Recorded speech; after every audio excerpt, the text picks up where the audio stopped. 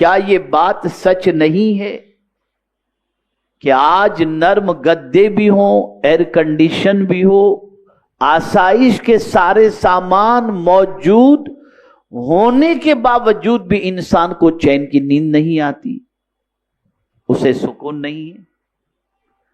وجہ کیا ہے؟ وجہ یاد رکھیے گا، جملہ بہت تاریخی میں آپ کے سامنے عرض کر رہا ہوں، اسے زندگی بھر یاد رکھیں گے تو انشاءاللہ بڑا فائدہ آپ کو پہنچے گا۔ چیزوں سے توجہ چاہوں گا، چیزوں سے یعنی گدا ہو، ایئر کنڈیشن ہو، ان ساری چیزوں سے یا اور بھی زندگی کے اندر جتنی بھی چیزیں آپ یوز کرتے ہیں، ان ساری چیزوں سے سکون نہیں ملتا، ان ساری چیزوں سے سکون نہیں ملتا، آرام ملتا ہے۔ کیا ملتا ہے؟ بولیے۔ سکون ملتا ہے اللہ کے ذکر سے۔ آرام الگ چیز ہے، سکون الگ چیز ہے۔ وہ بندہ جس کو پلک جس کی جھپکتی نہیں، نیند نہیں آتی، نیند کے لیے پریشان ہے، وہ بھی اگر جمعہ کے لیے مسجد میں آتا ہے اور امام صاحب خطبہ دیتے ہوتے تو یوں جھپکی مار رہا ہوتا ہے، یا اللہ اسے اس پنکھے کے اندر وداؤٹ ایئر کنڈیشن والی مسجد میں جھپکیاں کیسے آنے لگی؟ تو جواب دے گا اللہ کا ذکر سکون عطا کر رہا ہے۔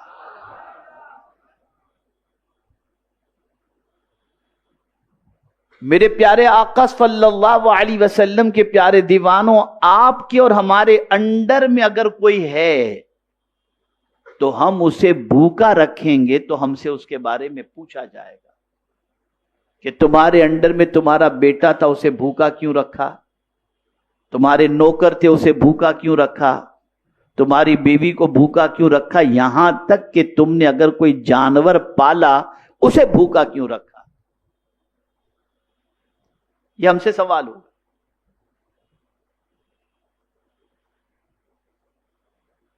تو اب ہمارے وجود کے اندر بھی ایک چیز ہے جسے روح کہتے ہیں۔ اس کو یوں سمجھیں کہ جہاں جسم کی غذا ہے وہیں روح کی بھی غذا ہے، اور جس طرح سے جسم بیمار ہوتا ہے ویسے روح بھی بیمار ہوتی ہے۔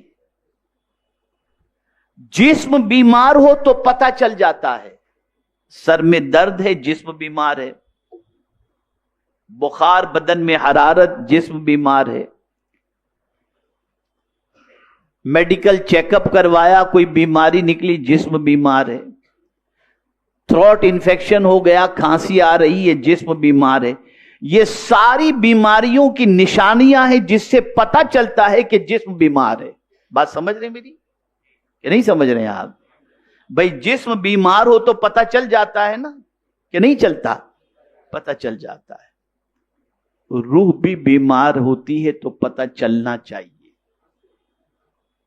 لیکن ہم نے کبھی روح کے بیماری کا پتہ نہیں چلایا۔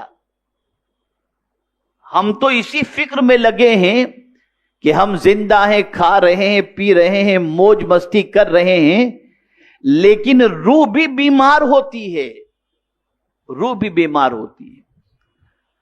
اب ایک تھرمامیٹر میں آپ کو بتا دیتا ہوں، جس طریقے سے آپ بخار ناپنے کے آلے کے ذریعے جانچ لیتے ہیں کہ آپ کو کتنا فیور ہے، ایسے ہی آج میں آپ کو بتا دیتا ہوں کہ آپ کی ہماری روح بیمار ہے، اس کا پتہ کیسے چلے؟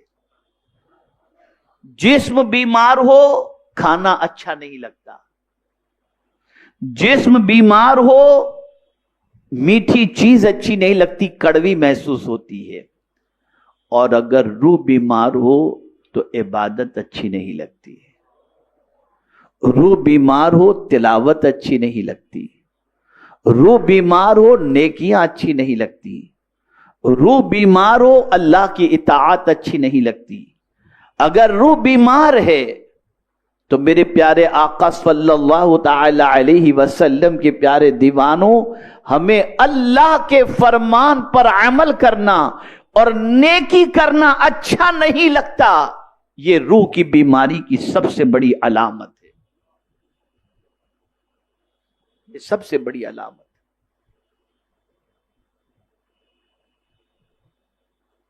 اگر کسی کو گناہ میں مزہ آ رہا ہے اور بے دھڑک وہ گناہ کر رہا ہے، سمجھ لو کہ روح بیمار ہے، وہ روح کو مرض کے اندر گرفتار کر رہا ہے۔ اب سمجھیں، جسم بیمار ہے تو اس کا علاج موجود ہے، ڈاکٹر کے پاس جاؤ، پرسکرپشن لکھ کر کے دے گا، آپ کو میڈیسن کے بارے میں بتائے گا، آپ لیجئے، کھائیے، آپ کا جسم ٹھیک ہو جائے گا۔ اب روح کا علاج کیا ہے؟ جسم بیمار ہو تو اس کا علاج تو سمجھ میں آتا ہے، اگر روح بیمار ہے تو اس کا علاج کیا ہے؟ تو جو چیز جہاں کی ہوگی وہیں سے اس کا علاج ہوگا۔ جسم زمین کا ہے تو یہاں کی چیزوں سے جسم کا علاج ہوگا، روح یہاں کی نہیں، عالم ارواح کی ہے، تو اس کا علاج بھی وہیں سے ہوگا جہاں سے یہ روح آئی ہے۔ تو اب وہیں سے قرآن بھی آیا، تو روح کی بیماری کا علاج قرآن ہے، روح کی بیماری۔ اسی لیے قرآن نے کہا وَنُنَزِّلُ مِنَ الْقُرْآنِ مَا هُوَ شِفَاءٌ۔ میرے پیارے آقا صلی اللہ تعالی علیہ وسلم کے پیارے دیوانوں، اللہ والے ہمیشہ اس چیز کی فکر کرتے کہ روح طاقتور رہے، روح کبھی کمزور نہ ہو۔ آپ اور ہم کوشش کرتے ہیں کہ جسم کمزور نہ ہو، اللہ والے کوشش کرتے تھے کہ روح کمزور نہ ہو۔ آئیے میں آپ کو سمجھاؤں، میرے ایک مرید ہیں اور ممبئی ایئرپورٹ کے اوپر کسٹم آفیسر ہیں، میں ان کو جانتا بھی نہیں تھا، میں اتفاق سے ایئرپورٹ پہنچا تو انہوں نے دیکھ لیا ہوگا، دوڑتے ہوئے آئے اور وہیں پر وہ مجھ سے بیعت ہوئے ایئرپورٹ ہی پر، اور پھر انہوں نے کچھ باتیں جو ان کو کہنی تھی انہوں نے کہی، اور پھر اس کے بعد کئی مرتبہ ہماری ملاقات میکزیمم ایئرپورٹ پر ہوئی۔ ایک بار میری فلائٹ لیٹ تھی اور وہ مجھے ایئرپورٹ پر ملے۔ سوال سنیے ان کا، انہوں نے کہا حضرت ہماری شفٹ کبھی رات میں ہوتی ہے کبھی دن میں ہوتی ہے، اور ہم اگر، توجہ چاہوں گا، ہم اگر زیادہ جاگ لیں اور 2-3 رات جاگ لیں، 2-3 رات جاگنے سے مراد کیا ہے؟ 2-4 گھنٹے کی نیند ہوئی، مکمل رات ہم نہیں سو سکے، دن میں تھوڑی سی نیند ہم نے کر لی، لیکن ہماری نیند اتنی نہیں ہوئی جتنی ہم چاہتے ہیں، تو حضرت ہاتھ پہ ڈھیلے پڑ جاتے ہیں، ہم کمزور ہو جاتے ہیں، طبیعت بے چین ہو جاتی ہے۔ حضرت میرے سوال کا جواب دیجئے کہ غوث پاک نے 40 سال تک عشاء کے وضو سے فجر کی نماز ادا فرمائی، وہ کمزور کیوں نہیں ہوئے؟ میں نے کہا بیٹے سوال تو تمہارا بڑا اچھا ہے، بس فرق ان میں اور ہم میں یہ ہے کہ ہم جسم کو طاقتور بناتے ہیں، وہ روح کو طاقتور بناتے ہیں۔ ہمارا جسم جتنا کمزور ہوتا ہے اس کی وجہ روح کا کمزور ہونا ہے۔